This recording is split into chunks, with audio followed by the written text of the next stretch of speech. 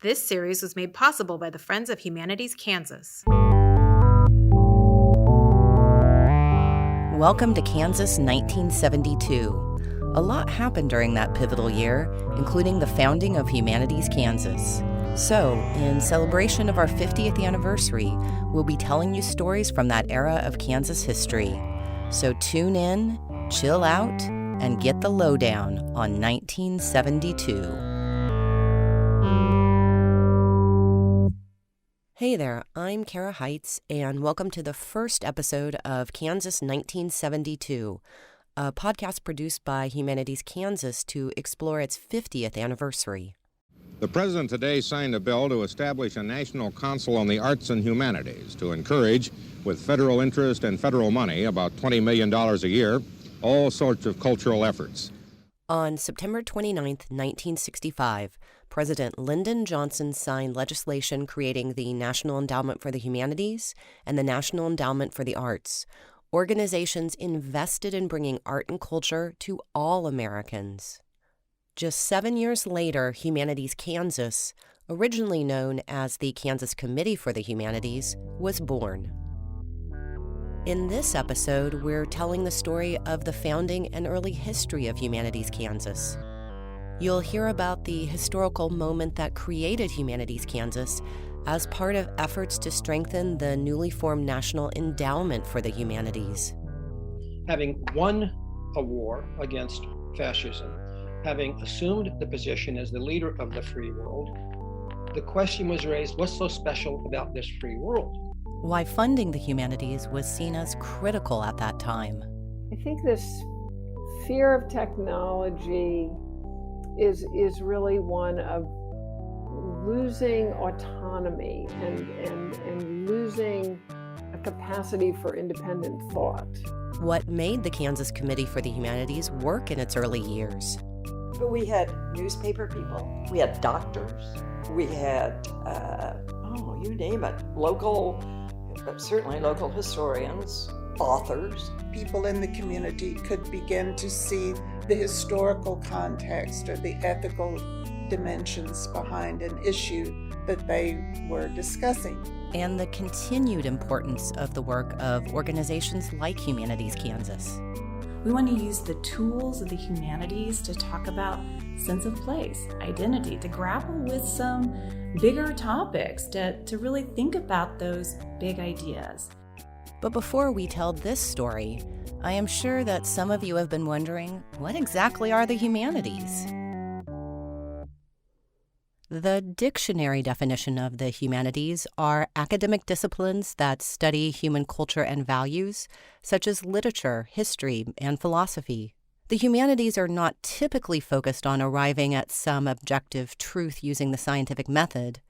Rather, the humanities are about critically exploring questions on the human condition.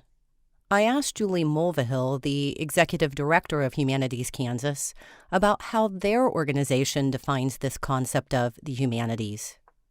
NEH, in their founding legislation, clearly defined what disciplines fell within the humanities. Mm-hmm. And they're exactly what you would expect, right? History, literature, ethics, jurisprudence, philosophy, so on and so on. But describing that for the public humanities can often feel a little bit clunky. So we think about sometimes just using terms like, it's the connection between people and place. Mm-hmm. It's the connection between people and place over time and across generations. And that, I think, really gets to the heart of what we're trying to accomplish with this movement of ideas, that, stories carry our culture. Stories carry our culture, and ideas change the world. That is grounded and rooted in the foundation of humanities work. We'll be hearing more from Julie Mulvihill later on. So what is the origin of organizations in the U.S. like Humanities Kansas, dedicated to this kind of work?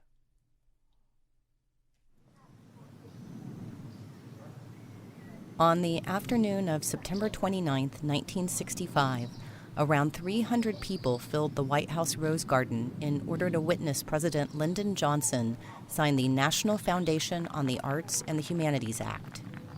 In attendance were not just the usual politicians, but also famous creative professionals such as landscape photographer Ansel Adams, author Ralph Ellison, architect Walter Gropius, historian Duman Malone, and actor Gregory Peck. All were there to show their enthusiastic support for national investment in art, literature, history, philosophy, and performance.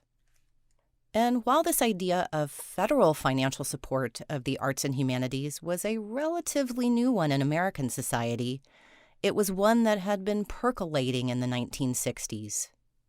2 years earlier, a group of educational organizations put together a commission to investigate how to better support the arts and humanities. In 1964, this commission released a report recommending the establishment of a National Humanities and Arts Foundation. And in 1965, the law signed by President Johnson created 2 separate federal organizations, the National Endowment for the Arts, often referred to as the NEA, and the National Endowment for the Humanities, often called the NEH. And it was a popular bill with both parties, as this piece of legislation enjoyed more co-sponsors than any other bill in that session of Congress. So why did this happen at that historical moment? Why exactly was support strong in the 1960s for the establishment of the NEA and the NEH? And how did we get state humanities organizations like Humanities Kansas? In order to better understand this history, I spoke with Elizabeth Lynn. Dr. Lynn's research focuses on philanthropy and the humanities in American life, and she has founded several university-based programs on civic leadership and civic reflection. In 1950, the federal government founds the National Science Foundation, NSF, and federal funds begin to flow into and support research in the sciences. Well, the humanists are noticing this and they're saying, how come we're not getting any funding? So that's certainly part of the backdrop. There are other things going on as well. We're in the midst of a Cold War with the USSR, and there is a natural concern that our cultural status internationally is part of that Cold War, and that we need to invest in the arts and humanities as part of the ongoing effort to show that we are a better place to live in this world. So because of the Cold War and competition with the Soviet Union, the U.S. government is investing heavily in the sciences in the 1950s and the 1960s. But the Cold War was not just a battle of technological superiority. It was also a battle of ideas.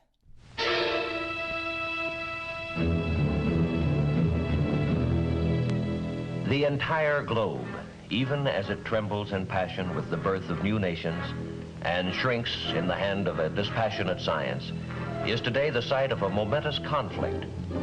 As each side attempts to prove to the world the superiority of its position, the conflict is fought with the words of diplomats, with gestures of friendship and help to uncommitted countries, even with cultural demonstrations. It is fought indeed on every level of man's experience, for the stakes are high. To explore this history in more detail, I also talked with Jamil Zinaldine, the Director Emeritus of Georgia Humanities and formerly the President of the Federation of State Humanities Councils. So it was this twinning up, if you will, of the arts and humanities together that seemed to put a sharp light on something that is really kind of unique when you think about it. And that is the idea of what it means to be an American. What is unique about the arts and the humanities here in a nation that can claim to be the first democracy that is a nation state? And so because of the victory of World War II, the defeat of Nazi Germany and Imperial Japan, but the United States was not only a world power, but was talked about and thought of itself as the leader of the free world. And I think Kennedy visualized, it literally presented this as the idea is that America was special, that it was unique, that freedom was deep, that the concept of freedom was worldly, and that it had a national role as the leader of the free world to promote liberty, to promote freedom. But I think we have to say that having won a war against fascism, having assumed the position as the leader of the free world, the question was raised, what's so special about this free world? And part of this questioning of the idea of the free world is recognizing both its triumphs and its failings. Throughout much of American history, including at the time of the founding of the NEH, there are some pretty gigantic gaps between ideals such as liberty and equality and the reality of how they were practiced. What we also know, of course, is that there are contradictions in this. This is the period of the women's movement, because it turns out they weren't as free as we asserted that they were. This is in the middle of the movement for racial equality and civil rights. Dr. King is very active at this time. So what we have is we have, on the one hand, a belief in the greatness of this country, having just won a war over, as far as the Americans were concerned, evil societies. And now what are we going to do? We're also very aware of the fact that, well, maybe we've got some room to grow in as well. So how do we build on this to become the shining example that we're supposed to be? And so we found, we might say, in the idea of the arts and the humanities, a new voice that could talk a little bit about what it means to be part of the free world. And the way of doing that is to listen and also to read. And I think those ideas kind of got merged in the idea of the arts and humanities. So creating government agencies that promote reading, listening, watching, and critically thinking about the arts and humanities were very much a part of this post-World War II Cold War moment in the 1960s, when the U.S. saw itself as a leader of the free world, but when many of its own citizens were passionately pointing out the serious inconsistencies in American democracy. But how specifically can the arts and humanities help us navigate these conflicts? What could agencies like the NEA and NEH cultivate in individuals to help strengthen democracy? Elizabeth Lynn explains. There are really three arguments for allocating federal funds towards the arts and humanities. One of them is to assure America's cultural status in the ongoing Cold War. That's definitely important. Another is to balance funding between arts and humanities and the sciences. But the third, and the really interesting one in my view, is to cultivate wisdom and vision in American citizens. So this shows up in the Declaration in the 1965 legislation, and it gets read regularly. And as one former Federation of State Humanities Council's president says, most of us feel like standing up and putting our hands over our hearts when it's read because it's acquired that kind of status. Democracy demands wisdom and vision in its citizens. It must therefore foster and support a form of education and access to the arts and the humanities designed to make people of all backgrounds and wherever located masters of their technology and not its unthinking servants. Democracy demands wisdom and vision in its citizens. It does sound pretty profound, but what does it actually mean? Elizabeth Lynn sees two arguments at work in this statement. The first is that all Americans, no matter where they are located, from the largest city center to the smallest town, should have access to the arts and humanities. However, the second argument is a lot more ominous. But the other argument is really that democracy needs what the arts and humanities have to offer in a very crucial way. And it seems to be set against what is described as a kind of dangerous lack of thought that is allowed by a life of leisure and that is sort of personified by the looming threat of technology and automation. There's a shared concern across the aisle in Congress and elsewhere that citizens are losing their capacity for independent thought, and they need to be supported in developing that capacity, in becoming fully autonomous individuals in the age of automation. Man has been subordinated to his own inventions. Science, technology, social organization, these things have ceased to serve man. They have become his masters. The price of liberty and even of common humanity is eternal vigilance.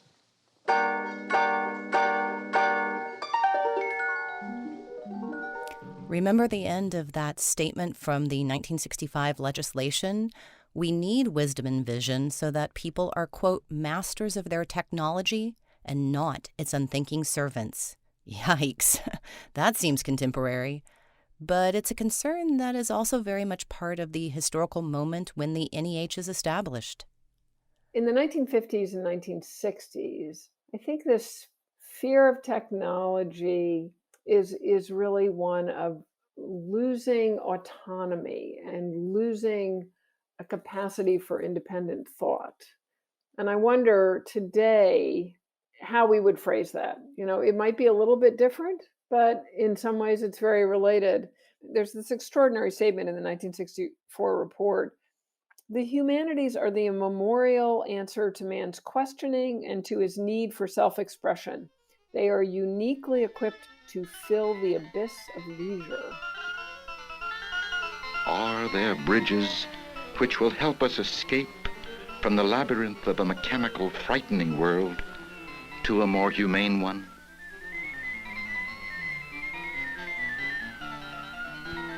In our interconnected, super-technological world, there is still something in us that forces us to search for the meaning of life. In an unheroic, machine-worshipping age, something in us forces us to search for real heroes. The humanities are the record of this search, our search, the search of all of us on Earth, a never-ending search and questioning. A never-ending search and questioning. I like that.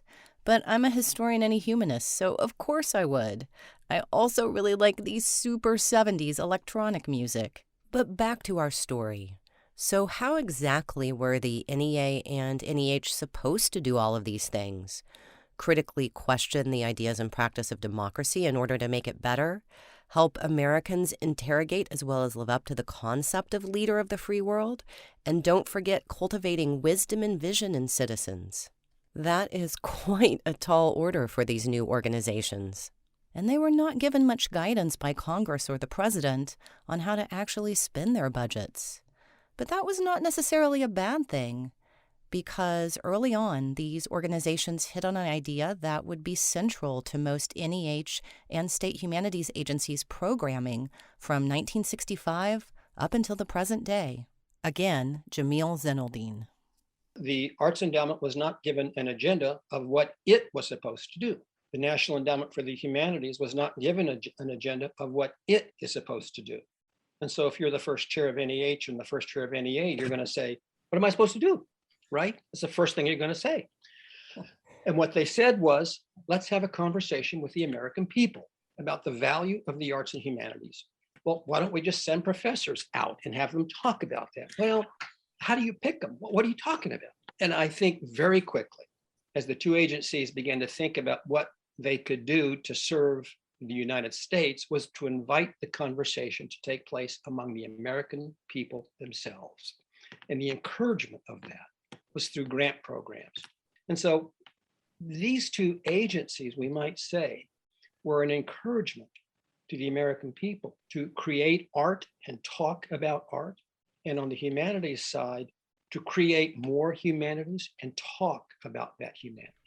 Talking about the arts and humanities, creating conversations, not a humanities scholar talking at people about their research, but rather facilitating discussions among regular, ordinary, non-academic Americans about history, literature, culture, values. That is how you cultivate wisdom and vision. But within a few years after the establishment of the NEH, some concern is growing that a federal agency might not be the best avenue to carry out this entire mission. Again, here's Elizabeth Lynn.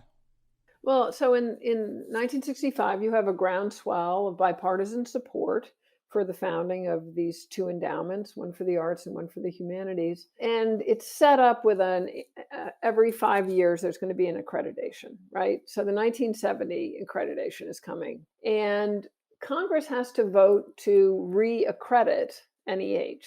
And this begins to make the representatives in Congress nervous because They know if their constituents are asked to support this, they may scratch their heads and say, what are the humanities? The National Endowment for the Arts doesn't have this problem because there are artists in every community, right? But humanists are increasingly tucked away in colleges and universities, and the humanities is not a term that is in common circulation in everyday life. So advocates in Congress begin to say to NEH, we need something that's on the ground, that's a little closer to people's lives, that will help them understand and appreciate what the humanities are. So, how do we get the humanities to create more conversations at the level of local communities? How do we create programming that connects with the daily lives of Americans? Out of this questioning, an experiment is born. NEH decides to start a series of experiments organized around 3 different models because they haven't decided yet how you help the public come to understand and appreciate the humanities. The first model is from the arts world, where you have arts agencies that were a part of state governments. So they embed humanities programming into these state agencies. The second model is based on the idea of continuing education and establish state humanities programming as a kind of university extension program. And then the third is kind of a new thing, and it's called a volunteer committee. And the volunteer committees bring together on their boards people who do the humanities professionally, whether as scholars or leaders of libraries or museums, and public citizens, public members, folks who live in the community, who care about the community, and who are willing to spend some time trying to figure out what the humanities can do for the community. So, which one works and why? The first model, embedding the humanities in state arts agencies, didn't work well because the arts agencies pretty much put the humanities money towards more arts programs. The second model of a kind of university extension program didn't really engage with a broader public. But the third model, the non-governmental voluntary committee, was, as Goldilocks would say, just right. It seemed to have the right formula for bringing together the humanities and the public. And in fact, it was kind of an astounding recipe and combination. And NEH noticed that in these volunteer committees of professional humanists and public citizens, there was an enthusiasm and excitement about the mission, a kind of energy, in the words of some of the leaders at that time, that was being released. So we get as the model nonprofit committees with volunteer boards. These are not state agencies, unlike many of the state arts agencies under the NEA. Although they do get a part of their funding from the NEH, they are not government entities. They are independent. And once the NEH and Congress realize the volunteer committee is the best model, they start to proliferate. In 1972, an additional 8 states beyond the original 5 experimental programs created state humanities organizations, including Kansas. By 1976, 56 U.S. states and territories had established their own humanities councils. This was definitely a formula that caught on quite quickly. So to take a closer look at the founding and early years of the Kansas Committee for the Humanities, the precursor to Humanities Kansas, I spoke with Marion Cott. Cott was the first executive director of the Kansas Committee for the Humanities from 1972 to 2006. When the Kansas Committee for the Humanities was forming, Marion Cott had just moved to Topeka when her husband Ken started a job at Washburn University. Both Marion and Ken did their graduate training in Mexican and Latin American history. So as Marion tells it, because the school did not need 2 professors in the same field, she was not offered a job at the school. But this made possible her involvement in the Kansas Committee for the Humanities. Marion tells the story of how she was hired.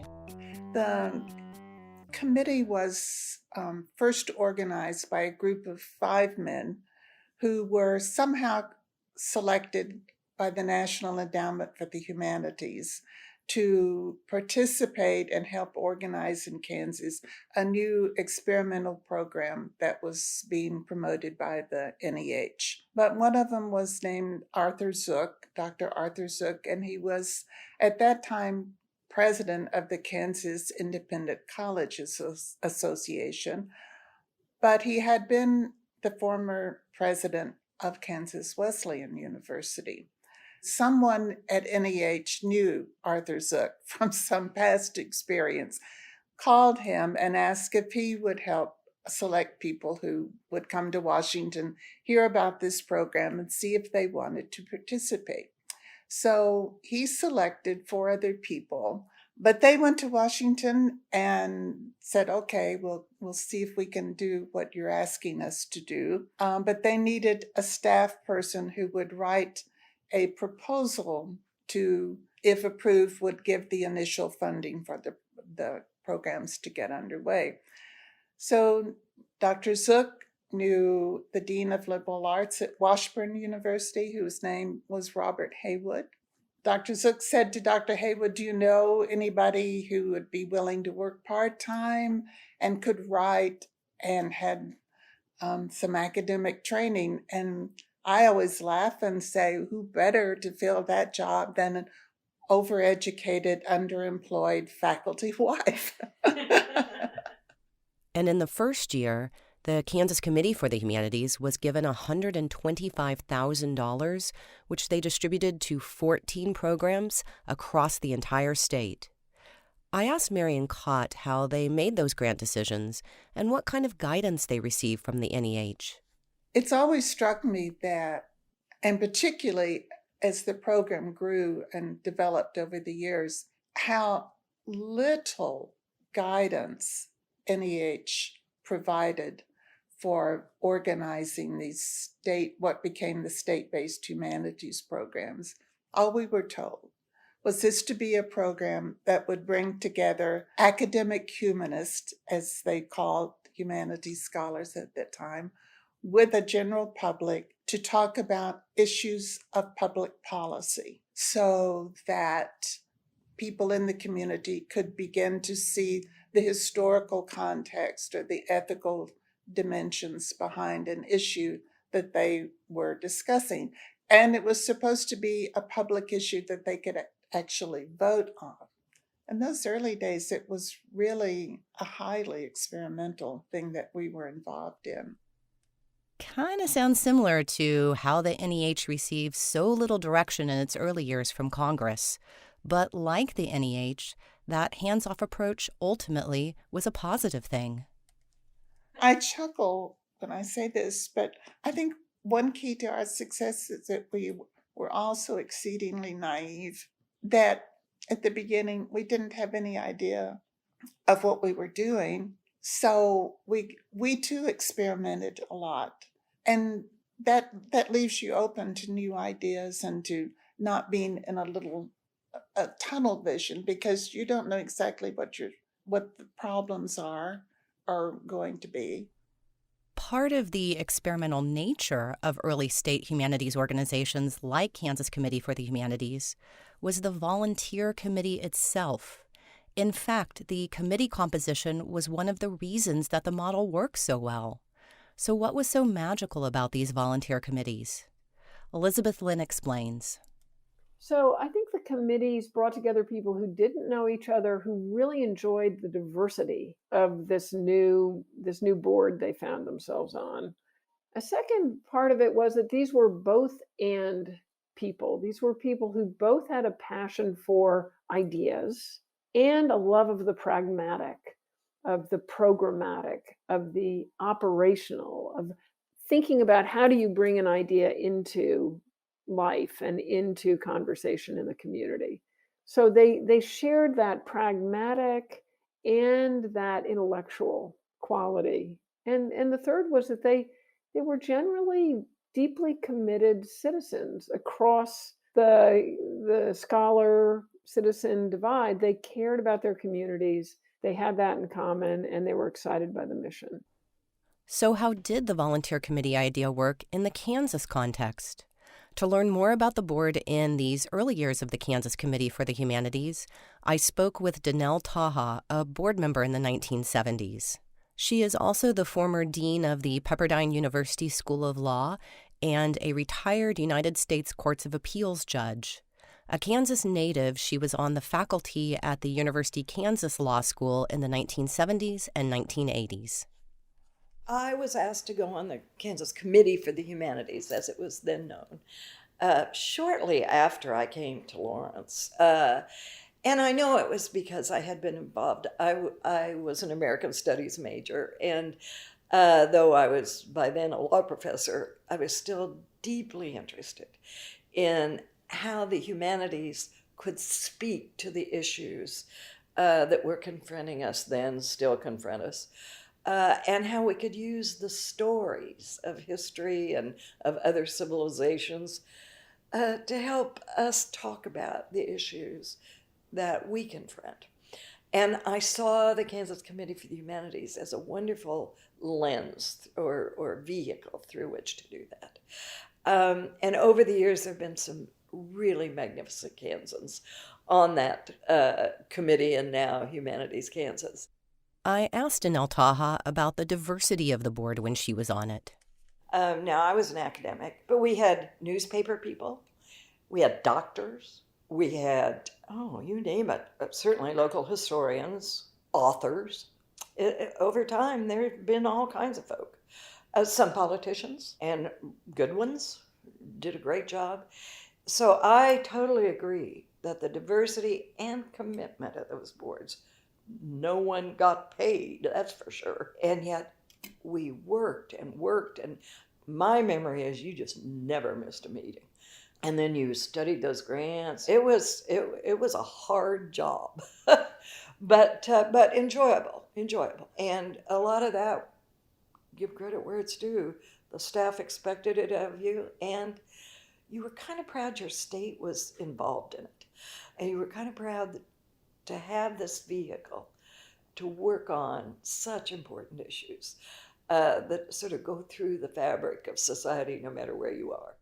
So what was being created in Kansas and in other states through these volunteer committees was a network of engaged citizens from a range of professions and backgrounds that all shared a passion for their state and communities and also shared a commitment to the humanities. This is a big part of the recipe for the early success of the Kansas Committee for the Humanities. And it's a recipe that continues into the present day. Julie Mulvihill elaborates. Having an incredibly committed and strong and knowledgeable and curious group of Kansans leading an organization like Humanities Kansas makes all the difference in the world. I think we've had something like 225 board members to date over the last 50 years, and they have come from all across the state: farmers, ranchers, journalists, teachers, librarians. I mean, they've all been part of this. Historians, of course, and faculty members of all kinds. This, I think, is really important to this idea of being responsive to the moment, being responsive to the needs of our communities as well. So the board has always been important to the success of Humanities Kansas. And another aspect of that success is the more hands-off approach that the NEH took to the state humanities councils, which allowed them to develop programming that was the best fit for their communities. However, there was one mandate in the early years that Marion Cott mentioned previously. Programming had to initially connect to issues of public policy. Remember, the NEH is trying to cultivate wisdom and vision in the American citizenry, so perhaps that necessitated some guidance? Elizabeth Lynn calls this era the Great Public Policy Experiment. So early on, NEH recognized the volunteer committees were the way to go, but they were also a little unsure that just putting together the humanities and public life was enough. They felt like there needed to be something else in the mix to really engage citizens. And so they included public policy in the recipe. So they said, you can have a volunteer committee, but you need to focus your programs on public policy issues. They thought that was more likely to engage the public. But these public policy experiments really focused on the humanist scholar as an expert in whatever the public policy area was, and sought to bring that expertise into the public policy arena. So, how did the great public policy experiment play out in Kansas?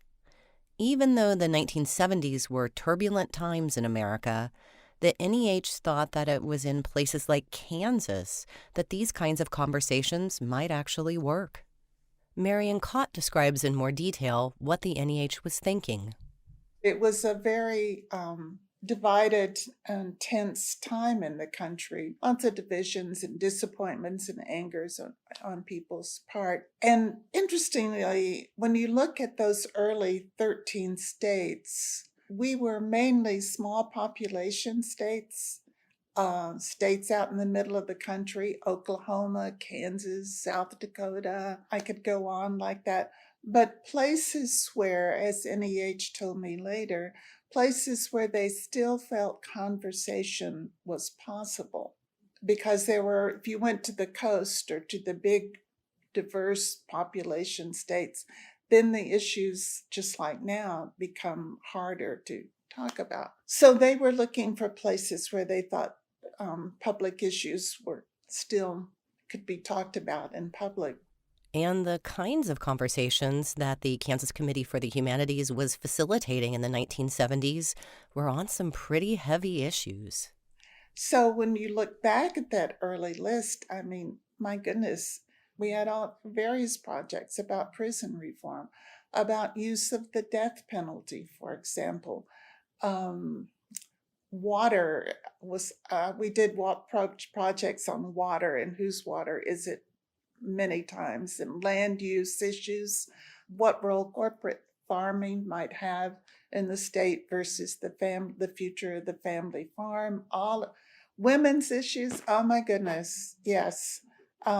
We did a whole bunch of programs about women's issues. And I personally loved this direct connection to public policy and public issues. I thought it made the committee relevant. We had a role to play. It wasn't just we were talking, ivory tower stuff. We were out there on the ground trying to help people understand an important issue in their community. But I don't know whether we could do that these days. The NEH did drop this mandate after a few years, and state humanities councils have continued to use the humanities to encourage discussion on critical issues, but with more freedom to experiment with how to best navigate these discussions in their communities. Elizabeth Lynn makes this point. The great public policy experiment was interesting and laid the groundwork for some very important later programs. But in the moment, the requirement that every program had to in some way address a public policy issue proved just a little bit burdensome. And those public policy titled programs and councils, in some cases, didn't necessarily attract the public. So after a couple of years, NEH lifted that requirement. Once NEH lifts its public policy mandate in the mid-1970s, these newly formed state humanities councils are freer to interpret their mission of bringing the humanities to the American public. But that still requires some interpretation of that mission, some reading of the community's needs and imagination about how the humanities can speak to those needs and address them. One of my favorite Kansas Committee for the Humanities programs from the 1970s is a great example of how to imaginatively use the humanities to address hot-button issues. So just to set this up, one of the key public policy issues in the 1970s was the proposed Equal Rights Amendment to the Constitution, banning discrimination based on sex. And side note, check out episode 3 of this podcast for an in-depth exploration of the fight over the ERA in Kansas. So many programs funded by the Kansas Committee for the Humanities in the early to mid-1970s connected directly with issues of equal rights for women and changing cultural ideas about gender roles. So how do you get Kansas communities to engage with what was a very contentious and divisive issue at the time? Danelle Taha tells the story.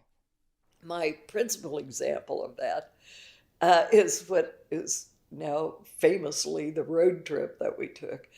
I believe it was 13 communities. We gave a grant, and then I became very much a part of it. I assume it was to KU, because Emily Taylor, who was the Dean of Women here, and I, and some of Emily's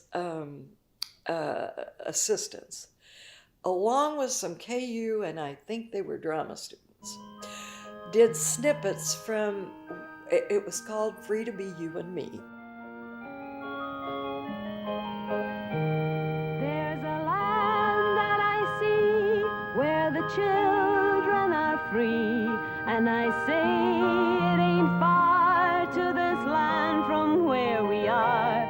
Take my hand. And it was a very cute, and that's the right word, cute, vehicle for it, because they would do a little vignette, and then I and whoever the other moderator was, and some local people. We always involved a local mayor or a local city council person or the head of the chamber or all of the above in these panel discussions that followed the vignettes, so that you'd get the local community involved in discussing whatever the issues were. The Salina Journal, March 25, 1975. The evolving roles of men and women in Kansas were discussed Monday night. The program, co-sponsored by the Salina branch of the American Association of University Women and the Kansas Committee for the Humanities, was designed to shed light, not heat, on current public policies and issues regarding the rights of men and women and their roles. A drama troupe from the University of Kansas opened the show with a production, Free to Be You and Me, which set the tone for the panel discussion. The play dealt with the stereotyped roles society had saddled upon men and women. Some questions asked were, why shouldn't a girl be allowed to be a tomboy? Why shouldn't a boy play with dolls if he desires? It was a discussion, said Mrs. Emmett Stewart, coordinator of the Salina AAUW. No conclusions were drawn. It wasn't for that purpose. It was just to bring light on the subject. It was a very, in my view, effective way to raise in kind of humble ways what we mean by thinking through gender roles. And that was the whole purpose of Free to Be You and Me, was to get us to think that. I think we could use a little of that now, a little humor in it, because it was partly funny, it was very entertaining. And then you'd always get in the local community a local twist on it. You get somebody's story about something, and then you could talk about it in terms of this little play or vignette. Every boy in this land grows to be his own man. In this land, every girl grows to be her own woman. Take my hand. And that was fully funded by the Kansas Committee for the Humanities. And that has always been for me a kind of a bellwether example of how you take a kind of a humble program, pull the local community in and get them talking about the issue that is really a humanities issue. It is an issue of expectations of the people in your community. It is how we accommodate very great differences among us. And so that was my sort of poster child for programming. Okay, first can I just say that this is the most 70s thing ever.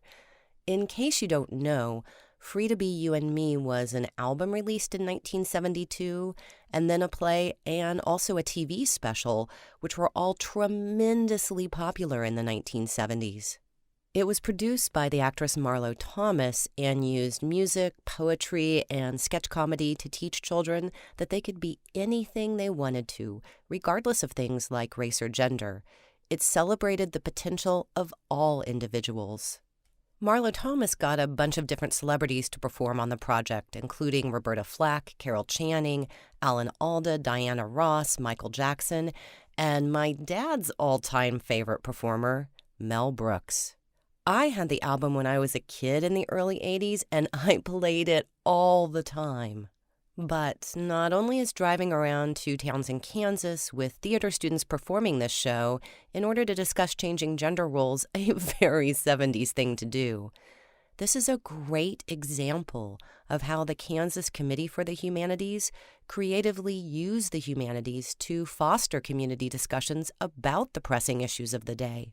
And the point was not to come to a conclusion, it was to create a conversation. And you and me are free to be. And you and me are free to be. And you and me are free to be. You and me.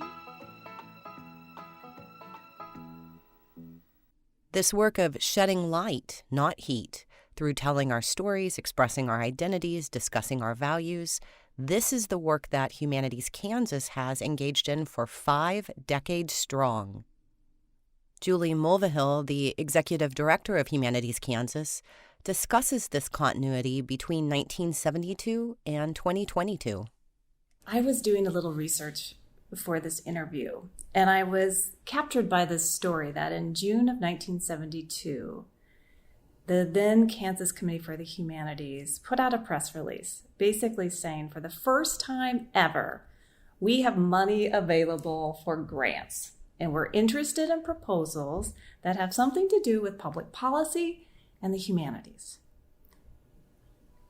And they had 62 proposals roll in that first year from an organization that no one had ever heard of ever before. I think the request totals something like $325,000. The farmer doesn't live here anymore. The empty prairie, rural to urban, equal rights for women, ethnic awareness in Southwest Kansas, family values in a changing Kansas, the Community Forum of Kansas, human resources for economic development. At that moment in time, I'm sure it became crystal clear to the board of directors and to the staff, Marion Cott, the executive director at that time, that this work was needed, it was important, and it was urgent. And I feel that same way today, that this work is meaningful, it's urgent, it's needed, it's important.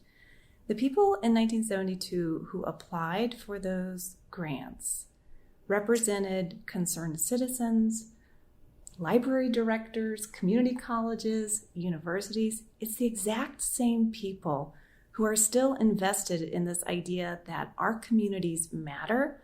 We want to use the tools of the humanities to talk about sense of place, identity, to grapple with some bigger topics, to really think about those big ideas. So if you go to Humanities Kansas's website today, you'll see a lot of references to joining, quote, the movement of ideas. I talked with Tracy Quillen, the Associate Director of Humanities Kansas, about this tagline. What exactly is the movement of ideas, and how does it connect to the humanities? The movement of ideas is about sparking conversations, sharing stories to spark conversations and generate insights and ideas. And for me, that's what the humanities do. And the humanities are built on stories that we share. And we share those stories, we get conversations going, and then we exchange our ideas.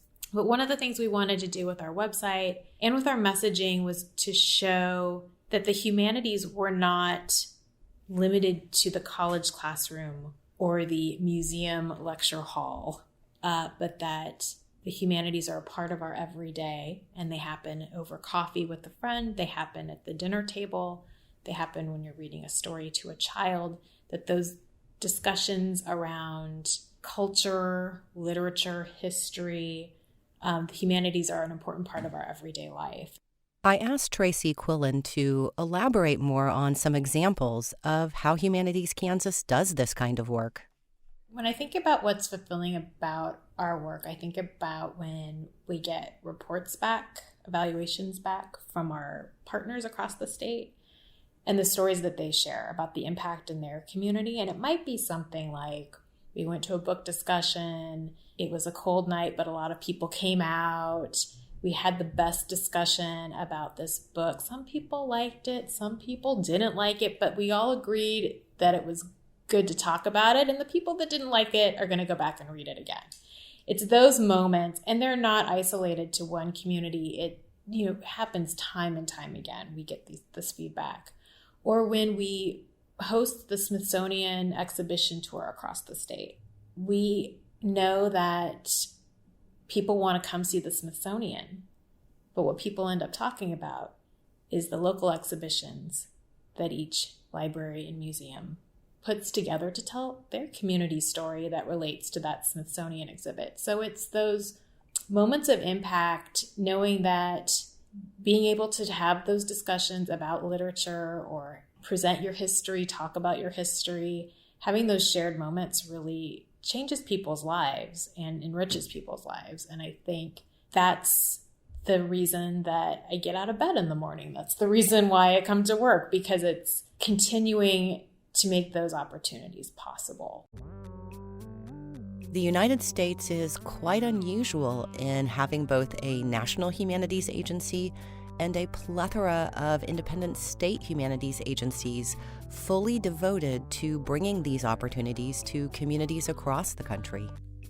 The historical context of the founding of these organizations, fighting an ideological war with a foreign enemy, the contradictions of American democracy, fears of new technologies, is a complex set of circumstances that, in many ways, still resonates with us today, perhaps even more so in contemporary times.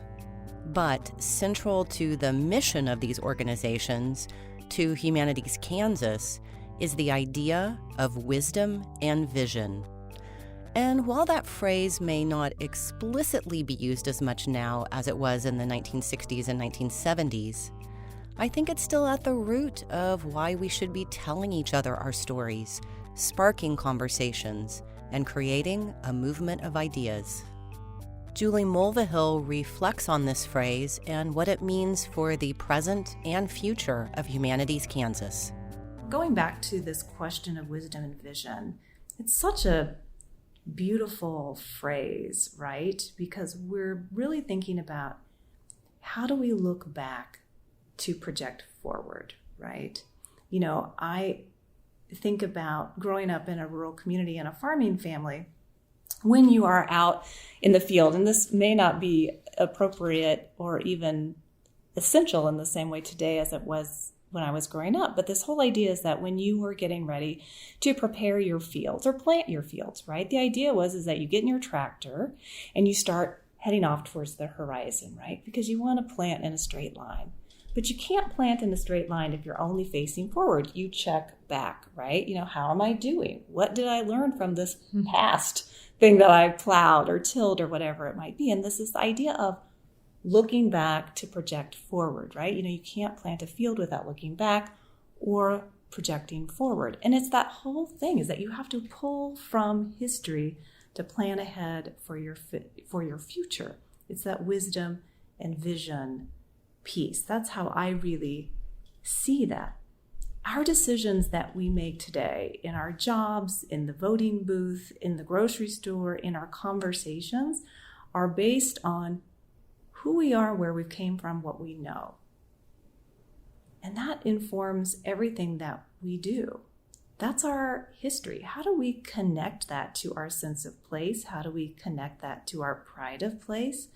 How do we think about that in terms of what does that mean in terms of ourself as a community? This is what I want for me and my family. What do we need to survive and thrive in our community? And those actions that we make then help us think about this whole idea of American democracy. What is American democracy? Well, it's people making decisions that make sense for our communities, right? It's all intertwined. And I know I'm oversimplifying it, but there is something really, I think, poignant. It's a really wonderful call to action for all of us, that our own democracy for our nation demands this of us, this sense of who we are, where we've come from, what we've valued over time and across generations, and how we're going to use that knowledge to prepare for the generations to come. And especially now, at a time in our history where it feels like we can't talk across divides, and our democracy is suffering for it, the work of the public humanities is more critical than ever. I think we all need to join the movement of ideas, share our stories, and listen. Thank you for listening to this first episode of Kansas 1972, a podcast celebrating Humanities Kansas's 50th anniversary by telling stories from Kansas history from 5 decades ago. Next episode, we'll explore stories of Kansans who advocated for change in the early 1970s. You'll hear about a group of women who occupied a building on KU campus to demand childcare and fight against gender inequality. Student walkouts and lettuce boycotts organized by the Chicano movement in Topeka, and a pioneer in disability rights who used the courts to make Lawrence more accessible to all its residents. Catch you on the flip side. Humanities Kansas is an independent nonprofit leading a movement of ideas to strengthen Kansas communities and our democracy. Since 1972, HK's pioneering programs, grants, and partnerships have documented and shared stories to spark conversations and generate insights. Together with statewide partners and supporters, HK invites all Kansans to draw on history, literature, and culture to enrich their lives and to serve the communities and state we all proudly call home. Join the movement of ideas at humanitieskansas.org.